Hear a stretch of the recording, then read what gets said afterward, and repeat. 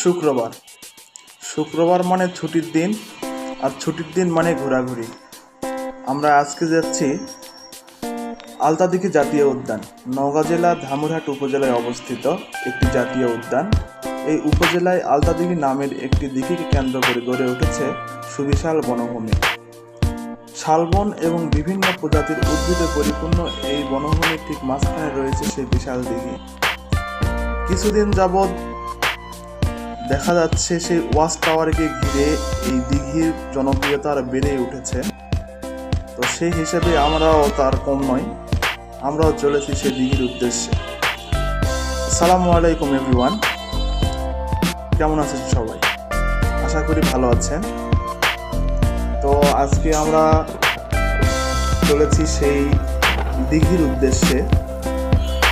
এই দিঘি নিয়ে চলুন কিছু ইতিহাস আলোচনা করা যাক।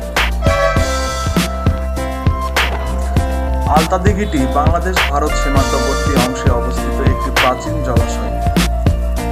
এটি নওগাঁ জেলার ধামুরহাট উপজেলায় অবস্থিত। এই প্রাচীন দিঘিটির আয়তন প্রায় 43 একর। এই জলাশয়ের দৈর্ঘ্য প্রায় 1100 মিটার। প্রাচীন দিঘিগুলোর মধ্যে এটি বোধহয় বাংলাদেশের সর্ববৃহৎ সচল দিঘি। এইখানে শালবন এবং বিভিন্ন প্রজাতির উদ্ভিদের পরিপূর্ণ বিশাল এলাকা বিস্তৃত হওয়ায় পরিবেশ ও বন মন্ত্রণালয় এটিকে আলতাদিঘি জাতীয় উদ্যান হিসেবে ঘোষণা করেছে। এছাড়াও জাতীয় উদ্যানের পাশের বনভূমিকে বাংলাদেশ বন দপ্তর বিশেষ জীব বৈচিত্র্য সংরক্ষণ এলাকা ঘোষণা করে। এখানে বিভিন্ন প্রজাতির পাখি, পোকামাকড় সহ নানা প্রজাতির জীব বৈচিত্র্য রয়েছে। বিশেষত শাল গাছকে আলিঙ্গন করে গড়ে ওঠা উই পোকার ঢিবিগুলো সবচেয়ে আকর্ষণীয়। আমরা দেখতে দেখতে ইতিমধ্যেই পৌঁছে গেলাম সেই আকর্ষণীয় জায়গাতে। আমরা এখন ওয়াচ টাওয়ারের উপরে। এই ওয়াচ টাওয়ারটির উচ্চতা প্রায় 70 ফুট। চারিদিক সবুজে ঘেরা মনোরম সুন্দর পরিবেশ, আবহাওয়া, ঠান্ডা হিমের শীতল বাতাস আপনার মনটাকে করে দিবে উদারতা। এক শান্তিময় জায়গা। এখানে প্রায় প্রতিদিনই কম বেশি দর্শনার্থীরা আসা যাওয়া করে, তবে ছুটির দিনগুলোতে একটু বেশি দর্শনার্থীর ভিড় লক্ষ্য করা যায়। যেমনটি আজকেও কমতি ছিল না। এবারে চলুন দেখা যাক সেই দিঘিটির আকার, আয়তন এবং কি পরিবেশ পরিস্থিতি।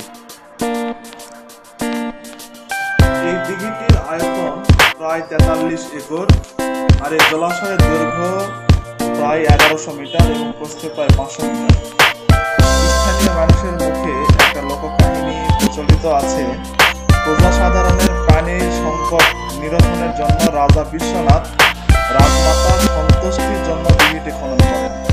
রাজমাতার শর্ত ছিল তিনি পায়ে হেঁটে যতদূর অবধি যেতে পারবেন সে পর্যন্ত দিঘিটি খনন করতে হবে। যে স্থানে গিয়ে রাজমাতা হাঁটা বন্ধ করেছিলেন, শুরুর স্থান থেকে সেই অবধি পর্যন্ত রাজা বিশ্বনাথ দিঘিটি খনন করেছিলেন। সেই থেকেই এই দিঘিটির নামকরণ করা হয়েছিল আলতা দিঘি। ইতিহাস সম্বন্ধে সঠিকভাবে বলা যায় না, তবে এই জলাশয়টি জগদ্দল মহাবিহারের সমসাময়িক অথবা পালযুগ পরবর্তী সময়ে বলে ধারণা করা হয়।